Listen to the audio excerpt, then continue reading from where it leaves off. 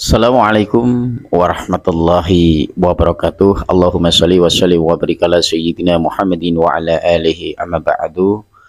Saudara-saudaraku semuanya yang bisa menyaksikan dan menyimak konten video saya ini, saya Mas No dari Cirebon, Mas No Paskar dari Cirebon, ingin menyambungkan cerita saya yang kemarin setelah kami divonis punya penyakit jantung yang sudah cukup parah, yang cukup sudah membuat dokter sehingga memvonis saya ini sudah mati, karena di saat itu saya lagi ada di ICU di Rumah Sakit An-Nisa Cikarang sana. Saya telah divonis dikarenakan mungkin ada tanda-tanda saya sudah tidak bisa bergerak, saya sudah tidak bisa untuk buang kotoran, saya sudah tidak bisa, seakan-akan bahkan di situ kata si dokter-dokter atau perawat yang ada di dalamnya itu, komputer yang mengecek kesehatan jantung saya dan lain sebagainya yang ada di, biasanya itu apa, di komputer itu ya, itu telah tidak berjalan, sehingga beliau itu memvonis saya telah meninggal. Sekali lagi saya sampaikan bahwa saya ini sangat mendengar percakapan, perbincangan dan perkataan-perkataan dokter maupun perawat-perawat yang ada di dalamnya. Cuma saya nggak bisa untuk bergerak, cuma kami nggak bisa untuk menjawab dan seterusnya. Cuma kami bisa mendengarkan sambil hati, sehingga mata kami itu pun menangis. Pemirsa, akhirnya kami dikatakan tidak siuman, sehingga di ruangan ICU yang lantai paling bawah, di kemudian hari itu saya tanpa sadar, akhirnya saya itu sudah bisa bergerak. 1 atau 2 hari kemudian saya bisa bergerak, sehingga kami bisa membuka mata, dan tahu-tahu saya sudah dipindahkan dari ruang ICU, atau ruang bawah itu kami dipindah ke lantai paling atas. Di situ kayaknya saya kira itu ruangan yang cukup spesialis atau dikhususkan untuk penyakit-penyakit jantung yang cukup parah mungkin, karena di situ jangankan untuk anak bermain, jangankan untuk orang berteriak, di situ pun nyamuk pun atau lalat pun nggak boleh masuk ke ruangan situ. Disitulah yang membuat saya bisa bergerak sedikit demi sedikit, bahkan saya bisa membuka mata saya. Dan saya bisa bicara pelan-pelan di hari yang ketiga setelah kami di ruang ICU itu. 2 atau 3 hari setelah di ruang ICU itu, saya mulai bisa membuka mata saya, bergerak tangan jari-jari saya, dan kami pun alhamdulillah bisa bicara walaupun secara pelan. Di saat kami bisa sadar itulah kami ingat bahwa kami ini mempunyai teman banyak, saudara banyak, dan orang tua serta istri. Maka dari itu saya meminjam, saat itu ditungguin oleh mertua saya ya, subhanallah, mertua saya sangat mulia, mertua saya cukup baik sekali. Semoga beliau dimanapun beliau berada saat ini sedang sehat walafiat, barokah, dan lancar rezekinya. Pemirsa, di saat itu saya akan menelpon semua teman-teman saya, semua yang saya kenal, khususnya yang ada di telepon itu ya. Saya meminta telepon saya yang saya disimpan oleh kakak saya minta, terus saya semua itu saya telepon. Di situ alhamdulillah sebelum sakit pun kami ini banyak ketemu teman-teman saudara, baik teman-teman kampung maupun teman-teman yang ada di IKJ yang ada di Cikarang. Baik ketemu kami mengenai senior IKJ yaitu Bapak Partiman, kami juga ketemu saudara tua kita yaitu Bapak Suntoro yang dari Paron itu Jawa Timur. Kami juga ketemu dengan banyak teman, sehingga kami di situ menelpon semua, termasuk kepada ketua umum kita Bapak Bambang Sonario. Di saat itu tiada lain tiada bukan saya menelpon ke beliau. Pertama, saya mau minta maaf karena dalam keadaan saya sakit ya. Dalam keadaan sakit itu saya minta maaf kepada Bapak Bambang dan seluruh jajarannya di pusat, dan minta doanya. Dan alhamdulillah kata beliau, saya sudah dikirimi doa, akan segera dikirimi. Beliau akan membacakan yasinan Yasin beserta rombongannya dan seterusnya. Kami mengucapkan terima kasih pada Bapak Bambang dan seluruh jajaran pengurus pusat. Dan saya menelpon ke guru-guru kami juga yang ada baik yang ada di Wonogiri maupun ada di Semarang dan seterusnya. Dan kami semua teman-teman yang ada di situ saya telepon. Saya minta maaf dan saya minta doanya dalam keadaan saya mungkin dalam hati saya sudah kritis. Di saat itu pikiran saya hanya begini, kalau seandainya saya sudah minta maaf kepada orang-orang yang bersangkutan, termasuk pada istri saya, itu saya telepon, itu saya akan lega. Kalaupun Allah menghendaki lain, saya kalau dijemput, kalau saya sudah dipanggil dalam waktunya, yaitu saya sudah meninggal, saya pun perasaan saya sudah lega karena saya sudah minta maaf kepada beliau-beliau, orang-orang yang pernah menjadi teman-teman saya, menjadi guru-guru saya, menjadi keluarga saya dan para sahabat saya. Maka dari itu saya sudah disitulah sudah tidak ada rasa keluhan yang saya rasakan. Walaupun sakit, saya sudah tidak apa ya, kalau orang Jawa itu sudah tidak sambat lagi. Kalau mungkin kemarin kan cuma sakit saya gitu. Tapi setelah kami minta maaf itu kami lega. Kami lega, ada perasaan pasrah, lega karena kami sudah minta maaf dan seterusnya. Pemirsa, di dalam kondisi saya yang pasrah itu, ya, itu ada ketenangan. Ada ketenangan, rasa sakit yang mungkin kemarin-kemarin saya rasakan cukup perih, pedih dan beban sekali. Tapi alhamdulillah setelah saya pasrah pada Allah itu, sakit itu terasa berangsur-angsur. Cuma memang kami kayak nggak ada daya kekuatan. Kami sudah kayak nggak punya otot dan tulang. Kami ini cukup lemas, mata pun agak kabur melihat dan seterusnya. Di kamar itu pula, kemudian dengan keadaan pasrah itu, saya tertidur di malam harinya.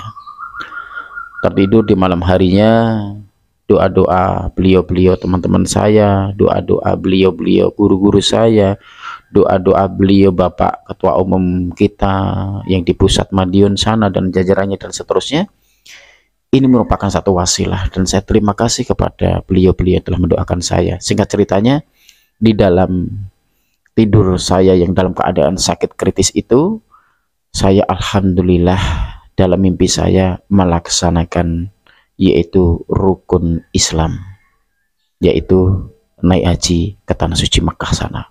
Masya Allah, alhamdulillah. Walaupun dalam mimpi kami rasakan begitu nyata dan begitu terasa saya ada di lokasi sana atau di tempat tanah suci rumahnya Allah sana. Di sana saya berjamaah beramai-ramai, tapi dalam kondisi saya yang sedang terbujur sakit. Saya naik pesawat dari Indonesia ke tanah suci Makkah sana, memakai meja roda. Meja di rumah sakit itu yang didorong seperti yang saya tiduri saat itu. Saya didorong sampai sana, saya melakukan kewajiban-kewajiban kami sebagai seorang hamba Allah yang sedang melakukan haji. Tiba saja saya di situ tawaf. Tiba saja di situ saya memutari Ka'bah sampai hitungan ke-7 kali. Saya didorong di tanah suci Makkah itu yang sangat luar biasa, subhanallah. Ini apa ya, ada seorang Pak Haji yang mendorong saya dari awal keliling Ka'bah itu sampai ke-7 kali putaran itu. Beliau sambil berteriak setelah 7 putaran Ka'bah itu, ya, itu kan ratusan ya bahkan ribuan jamaah haji yang sedang melakukan haji di situ. Yang mendorong saya itu sambil bicara dengan volume yang agak tinggi, sambil teriak lah, katakan, wahai saudara-saudaraku, kata beliau, wahai saudara-saudaraku, tolong dengan keikhlasan dan kerendahan hatinya, kata beliau, ini saudara kita Mas No atau Mas Katno ini yang sedang terbaring sakit di tempat yang saya dorong ini. Ayo kita bersama-sama mengambil air zam-zam di tempat ini dan segera kita mandikan beliau. Beliau ini saudara-saudara kita, beliau ini saudara kita yang berasal dari Indonesia. Insya Allah. Saya masih ingat terngiang itu. Saya lunglai di situ. Saya kayak nggak bisa. Saya bisa mendengarkan, tapi saya bisa buka mata, tapi saya nggak bisa untuk dalam hati saya, ya Allah, walaupun mimpi itu terasa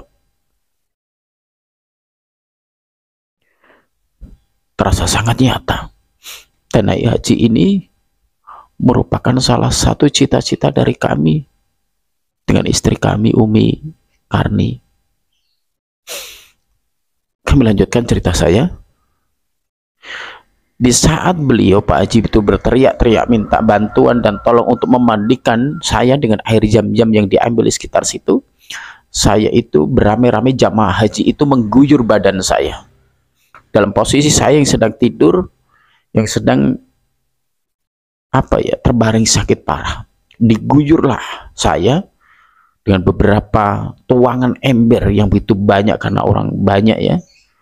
Di saat itulah terus beliau itu berdoa bersama-sama di situ untuk kesembuhan saya. Akhirnya, Masya Allah, Subhanallah, Alhamdulillah, wa la ilaha illallah, wallahu akbar. Setelah beliau melakukan doa bersama, mengguyur saya, terus melakukan doa bersama itu, tiba-tiba saya terbangun dari tidur saya. Terbangun dari tidur saya itu, saya bisa membuka mata dengan lebar, pikiran saya sudah tenang, tangan saya sudah bisa bergerak, kaki saya sudah bisa untuk bergerak bebas. Tapi mohon maaf, saya masih dipakein selang-selang, saya masih pembuangan air kecil, pembuangan ya air kecil atau kencing saya itu masih diselang. Sehingga dalam bangun tidur saya sudah begitu agak enakan setelah mimpi itu, saya ngomong dengan dokter, "Dok, saya kepingin pipis, saya kepingin selang ini dicepot." Kata beliau, "Ya Mas Nok, kalau memang sudah bisa merasakan mau kencing terus bisa, ya nggak apa-apa." Akhirnya saya bisa berjalan, dilepas, alhamdulillah saya bisa buang air kecil dengan normal, tidak ada rasa sakit, dan badan ini terasa segar walaupun masih agak lemas ya. Subhanallah. Jadi kami ambil hikmahnya dari mimpi saya yang buruk sehingga saya sakit, sampai-sampai saya memimpi lagi yang begitu indah yang kami rasakan bisa naik haji, ada makna ataupun hikmah tersendiri untuk sakit saya sehingga saya sembuh. Jadi intinya saya ambil kesimpulan di situ, ya Allah, Allah itu kalau memberikan peringatan, memberikan petunjuk, memberikan hidayah kepada hamba-hambanya siapa yang dikehendaki, itu banyak perantara dan banyak wasilah. Dengan siapa? Pada siapa yang dia kehendaki? Masya Allah. Dari situlah kami semakin berhati-hati. Kami semakin mengintrospeksi diri saya sendiri. Makanya saudara-saudaraku semuanya, khususnya keluarga besar GKSP Keras Sakti, ayo kita menggunakan ilmu kita ini dengan baik.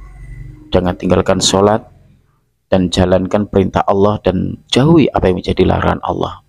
Saya menggarisbawahi di sini selama saya ikut IKS adalah ya tentu manusia ada kesalahan, tentu manusia tidak lepas dari luput dosa dan salah. Tapi kalau kita berani mengakui kesalahan kita sehingga kita berani meminta maaf kepada orang yang bersangkutan, lebih-lebih kita mau meminta maaf, bertobat kepada Allah Subhanahu wa taala, insya Allah itu orang yang baik daripada orang yang merasa baik, tidak pernah atau tidak berani untuk mengatakan atau mengutarakan maafnya kepada orang-orang yang pernah disakiti. Ini jangan sampai terjadi pada diri kita dimanapun kita berada. Maka dari itu, saudara-saudara saya cerita ya, sampai saya sakit, sampai saya disembuhkan dengan lantaran naik haji dengan dimandiin air jam-jam itu, subhanallah, ini menjadikan peringatan bagi saya, menjadikan satu teguran dan nasihat untuk diri saya. Maka dari itu, pemirsa, semoga kita semua ini dalam lindungan Allah Subhanahu wa taala. Semoga ilmu IKS ini bisa bermanfaat. Tentunya kita bisa berkumpul bersama-sama tidak hanya di dunia, dan kita bisa berkumpul nanti di akhirat pula, insya Allah di surganya Allah Subhanahu wa taala. Allahumma amin. Itu sedikit cerita yang saya sampaikan.